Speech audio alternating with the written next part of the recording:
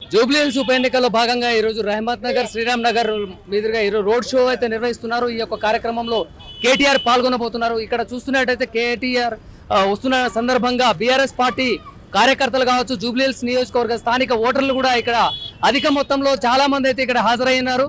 కాకపోతే చూద్దాం ఇక్కడ ఏ పార్టీ వాళ్ళు వివిధ రకాలుగా కాంగ్రెస్ పార్టీలు కూడా ప్రచారం చేస్తున్నటువంటి పరిస్థితి, బీజేపీ పార్టీ జోరుగా ప్రచారం చేస్తున్నటువంటి పార్టీ, అదే విధంగా బీఆర్ఎస్ పార్టీ కూడా జోరుగా ప్రచారం చేస్తున్నటువంటి నేపథ్యంలో ఏ పార్టీకి ప్రజలు మద్దతు పలుకుతున్నారు, ప్రజలు ఆశీర్వదిస్తారు అనేది అడిగి తెలుసుకునే ప్రయత్నం చేద్దాం. కాంగ్రెస్ పార్టీ వాళ్ళు ప్రచారం చేస్తున్నారు, మన టీఆర్ఎస్ గెలుతుంది, ఎట్టి పరిస్థితుల్లో బీఆర్ఎస్ గెలుతుంది. మాగంటి గోపీనాథ్ గారు 10 ఏళ్లలో మైనార్టీ వరకు అందరికి ఈ ఏరియాలో చాలా హెల్ప్ చేసినారు, అర్థమైందా.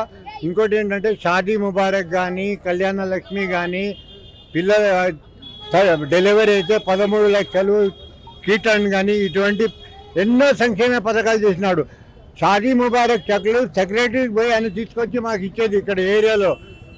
అందుగురించే చాలా మంది ఎట్టి పరిస్థితుల్లో టీఆర్ఎస్కి వేస్తాం. అట్లా మీరు రాకండి, మీరు ఎందుకు వస్తున్నారు, మేము రాకుండా అని మేము వచ్చి మేము వేస్తామని చెప్తున్నారు.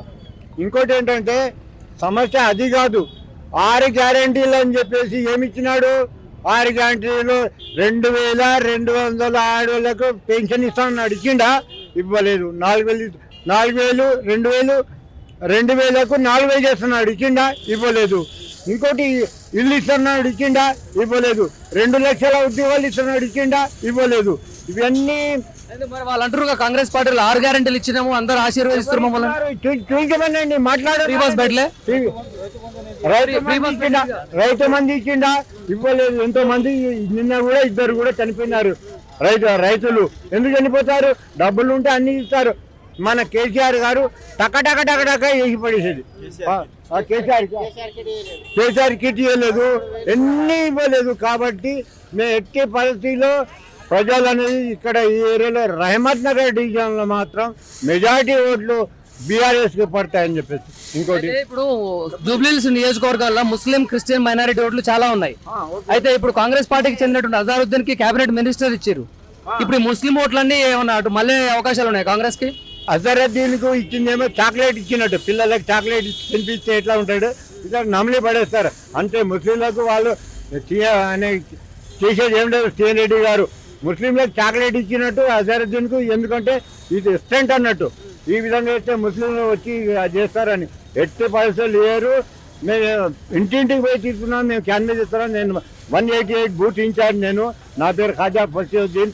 ఎట్టి పరిస్థితుల్లో మీరు ఎందుకు వస్తున్నారమ్మా, మేము ఇస్తున్నామని చెప్పేసి వాళ్ళు అంటున్నారు. కాబట్టి మీరు రిజల్ట్ 14 చూడండి, మా బీఆర్ఎస్ గెలిచి అంటే ముస్లిం ఓట్లు ఎటుపడే అవకాశం, ఎట్టి పరిస్థితుల్లో ముస్లిం ఓట్లు కూడా టీఆర్ఎస్ కే పడతాయి. ఇప్పుడు సీఎం రేవంత్ రెడ్డి నిన్న జరిగినటువంటి ఒక మీటింగ్ లా జూబ్లీహిల్స్ లో మాకు ఓట్లు వేయకుండా మమ్మల్ని గెలిపించకపోతే పథకాలన్నీ ఆపేస్తా, మహాలక్ష్మి ఏమి చేసినా మాకేం పర్వాలేదు. ఆయన ఎన్ని ఉంటాడు, తర్వాత ఆయన పోతాడు కదా, గవర్నమెంట్ మాది వస్తుంది, కేసీఆర్ గారు గెలుస్తాడు. ఎట్టి పరిస్థితుల్లో కేసీఆర్ గవర్నమెంట్ వస్తుంది, ఎట్టి పరిస్థితిలో కేసీఆర్ గవర్నమెంట్ వస్తుంది. కాబట్టి మీరు దయచేసి ప్రజలందరూ ఏమంటున్నారు, ఎందుకు వస్తున్నారా మీరు 5 సార్లు 6 సార్లు 7 సార్లు ఎందుకు ఇస్తున్నారు అని చెప్పేసి అది చేస్తున్నారు. మాగంటి గోపీనాథ్ ఏం మంచి పని చేసినట్టు ఏం చెప్తారు? మాగంటి గోపీనాథ్ గారు ఇక్కడ షాదీ కట్టించినాడు, ఫంక్షన్ హాల్ కట్టించినాడు. ఇంకోటి ఏంటంటే రోడ్లు వేయించినాడు చాలా మందికి. ఇంకోటి గ్రౌండ్, ఫుట్బాల్ గ్రౌండ్ చేసి దానికి అక్యుపై చేస్తున్నారు కాంగ్రెస్ వాళ్ళు. దాన్ని అక్యుపై చేస్తున్నారంటే అక్కడ ఫుట్బాల్ గ్రౌండ్ చేసి 10 ఎకరాలు 15 ఎకరాలలో అది చేసిన తర్వాత ఇప్పుడు ఎన్ని ఫంక్షన్లు అయినా ఆడ మేము నమాజ్ అవుతున్నాము. ఈద్గాకు, రంజాన్కైనా, బక్రీద్కైనా పోయి నమాజ్ అవుతున్నాము. రంజాన్కు చీరలు ఇచ్చేది, బట్టలు ఇచ్చేది. ఇంకోటి రంజాన్కి ప్రతి ఇంటికి బిర్యానీ చేసి పంపేది. రోజాలు ఉంటే మేము రోజా ఉన్నామని చెప్పేసి అన్నీ. మా దేవుడు చనిపోయిన దేవుడు కూడా సెకండ్ దేవుడు అని మేము నమ్ముతాము. గోపీనాథ్ కేసీఆర్ పాలన బాగుందా, సీఎం రేవంత్ రెడ్డి పాలన బాగుందా? కేసీఆర్ పాలన బాగుంది. ఇప్పుడు కేసీఆర్ కూడా 10 సంవత్సరాలు పరిపాలించిండు కదా, ముస్లింలకు ఏం చేసిండంటే ఏం చెప్తావే? చాలా చేసినాడు ముస్లింలకు. ముస్లింలకు ఏం కావాలి 2006 మైనార్టీ స్కూల్ పెట్టించినాడు, హాస్టల్లో చదువుతున్నాడు. ప్రతి స్కూల్కు ప్రతి పిల్లలకు 1,16,000 రూపాయలు ప్రతి నెల ఖర్చు అవుతుంది ఒక సంవత్సరానికి. ఎంతమంది చదువుతున్నారు? ఇంక ఈ విధంగా మనకు బయటికి పంపాలంటే ఏమంటారు స్కాలర్షిప్ 20 లక్షల స్కాలర్షిప్ పిల్లలకు తీసేది. ఈ విధంగా చాలా చేసినాడు ఆయన దేవుడు పిలుచుకున్నాడు. ఆయన షార్ట్ పీరియడ్ పోయింది, కానీ సునీతమ్మ కూడా అదే తోబల నడుస్తానని చెప్పి మాకు వాగ్దానం ఇచ్చింది. కాబట్టి మేము ఎట్టి పరిస్థితుల్లో సునీతమ్మను గెలిపించి తిడతాం అంతే. ఇప్పుడు గల్లీ పార్టీ బీఆర్ఎస్ అంటారు, ఢిల్లీ పార్టీ ఏమో కాంగ్రెస్ పార్టీ, బీజేపీ పార్టీ అంటారు. మరి మీరు ఏ పార్టీ కావాలనుకుంటారు? కేసీఆర్ గారు 11 ఏళ్ళు కష్టపడి సంపాదించింది తెలంగాణ గురించి పార్టీ. ఢిల్లీ పార్టీ అయితే 77 నుంచి 70 ఏళ్ళు పార్టీ పాలించింది. ఏం చేసింది? ఏమీ చేయలేదు. కేసీఆర్ వచ్చినప్పటి నుంచి మనకు కొన్ని అభివృద్ధి ముస్లింకైనా ఆరికైనా అయినది. ఇప్పుడు హైదరాబాద్లో చూడండి, రీసెంట్గా 18 మంది పిల్లలకు డాక్టర్ సీట్ దొరికింది. ఎవరి వల్ల వచ్చింది? కేసీఆర్ వల్ల వచ్చింది. 30 మెడికల్ కాలేజ్ కట్టించినాడు. ఎవరు కట్టించినారు? కేసీఆర్ కట్టించినారు.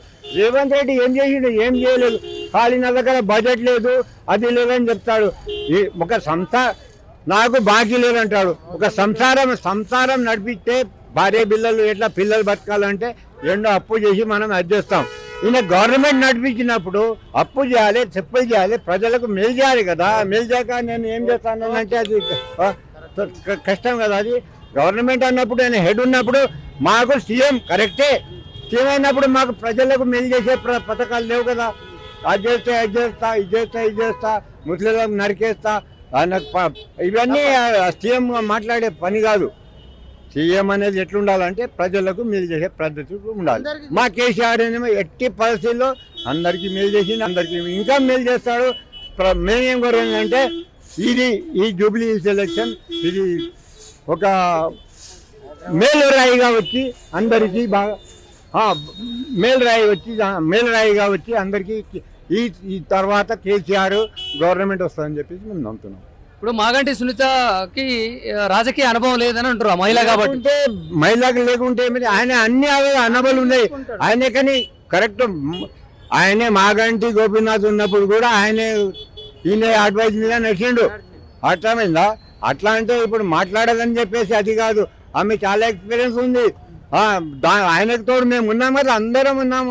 ఇది కాదు మా అమ్మ, ఇది ఇట్లా చేయాలి, అట్లా ఏం చెప్తాము. అట్లా ఎట్టి పరిస్థితుల్లో మెజారిటీతో గెలుస్తుంది అనుకుంటున్నాం. ఎవరికి 25,000 మెజారిటీతో గెలుస్తాం. ఎవరు? BRS party 20 to 25,000 definite. ఆ రోజు వచ్చి నీకు మెసేజ్ వినిపిస్తా, మీ నంబర్ ఇచ్చేయండి. Okay right.